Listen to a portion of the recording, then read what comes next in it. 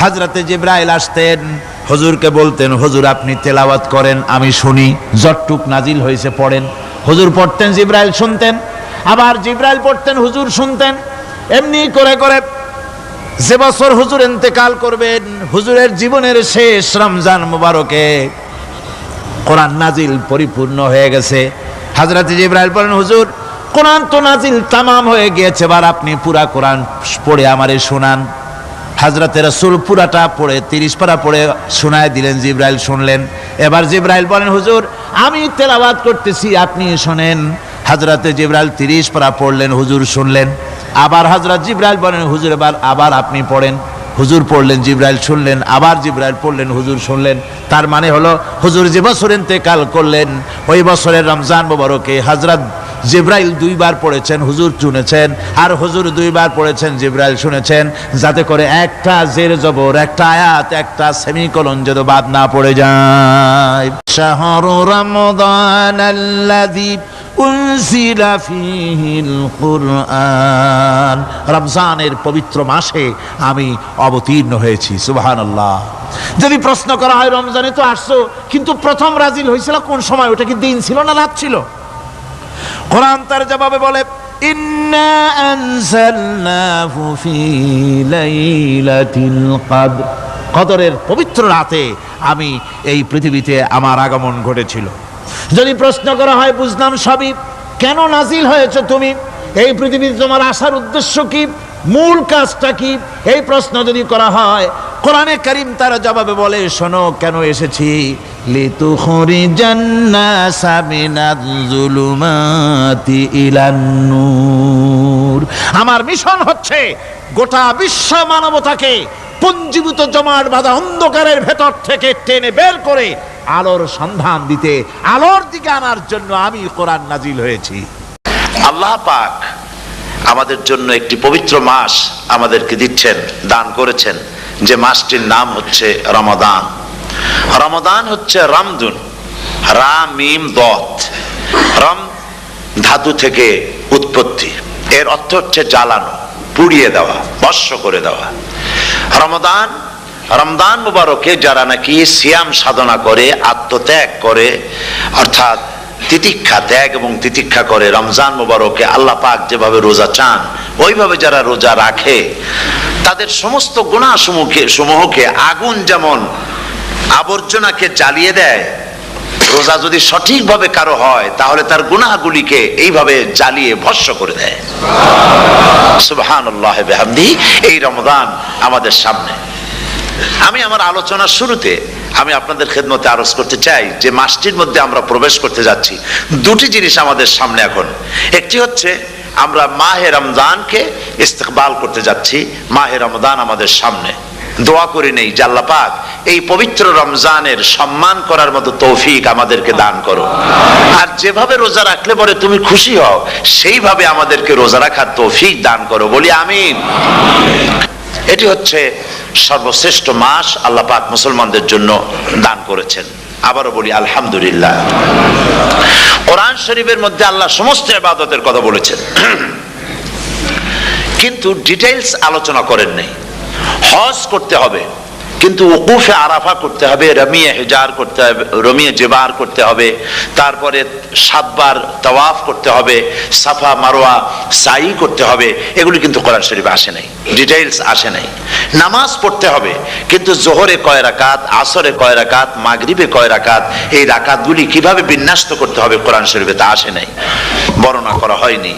যাকাত দিতে হবে, কিন্তু কত টাকা হলে কত টাকা দিতে হবে, কত মন ধান হলে কতটুকু দিতে হবে, কত ছাগল হলে, কত গরু হলে, কত পরিমাণ সোনা হলে, কত পরিমাণ রৌপ্য মজুদ থাকলে যাকাত দিতে হবে, এর বিস্তারিত বিবরণ কোরআন শরীফে আসে নাই।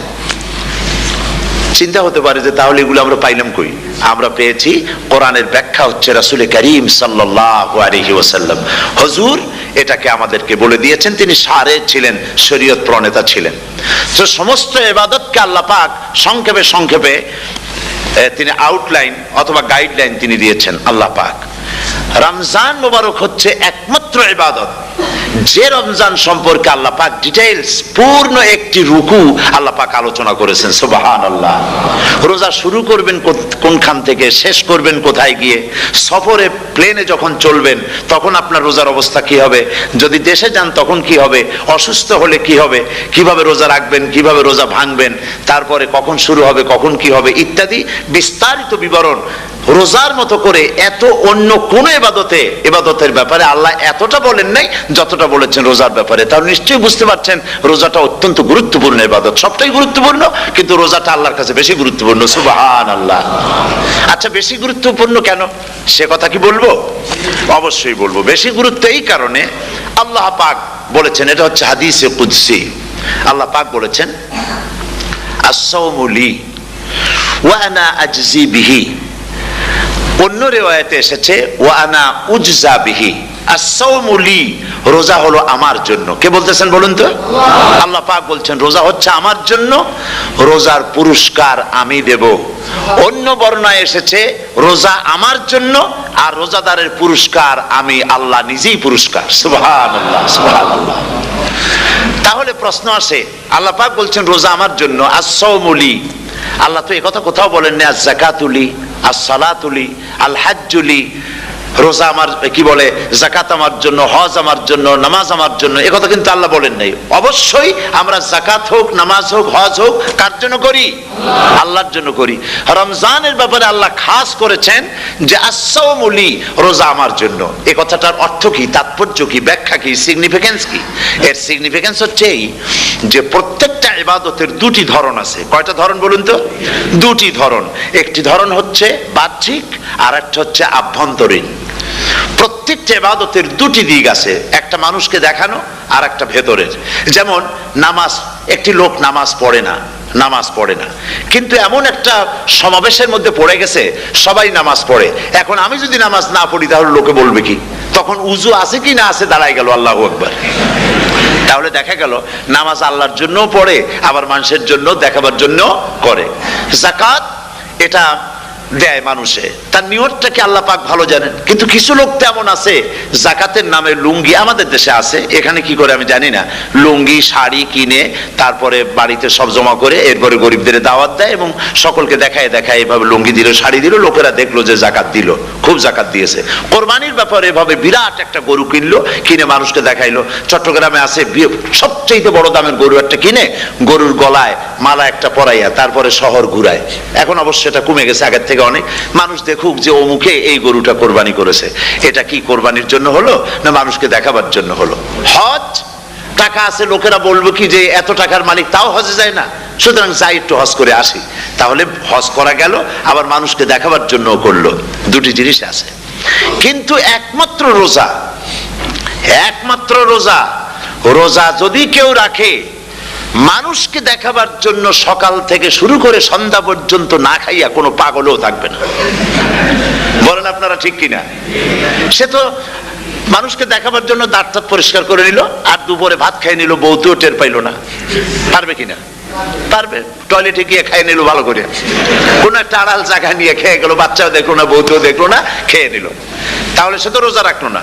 আল্লাহ পাক বলছেন আস-সাওমু লি, রোজা হচ্ছে আমার জন্য। যে রোজা রাখে আমার জন্যই রাখে, মানুষকে দেখাবার জন্য সারাদিন না খেয়ে থাকার কোনো প্রশ্নই ওঠে না। সুবহানাল্লাহ। সুতরাং রোজা যে রাখলো সে আমার জন্যই রাখলো। ওয়া আনা আজজি বিহি, রোজার পুরস্কার আমি আমার হাত দিয়ে দেব। সুবহানাল্লাহ, আমার হাত দিয়ে দেব। ম্যানেজার যদি বলে এই কাজগুলি করলে পরে বেতন, নির্ধারিত বেতন পাবা, আর এইটা যদি করো তাহলে বেতনটা আমি দেবো আমার হাত দিয়া, তাহলে এমপ্লয় যারা তারা বুঝতেই পারবে যে মালিক যখন নিজেই দেবে তাহলে ম্যানেজারের মতো দেবে না, মালিক মালিকের মতোই বড় করে দেবে। তো আল্লাহ পাক ফেরেশতাদের কাছে এটা রাখেন নাই, সব নেকি তোমরা লেখো গিয়া, আর রোজার সওয়াব আমার হাত দিয়ে আমি দেব। সুবহানাল্লাহ। এরপরে আল্লাহ পাক বলছেন, অন্য রিওয়ায়াতে এসেছে রোজা আমার জন্য আর রোজাদারের পুরস্কার আর কিচ্ছু না, রোজাদারের পুরস্কার আমি আল্লাহ নিজেই পুরস্কার হয়ে যাব। সুবহানাল্লাহ। হাদিস শরীফে এসেছে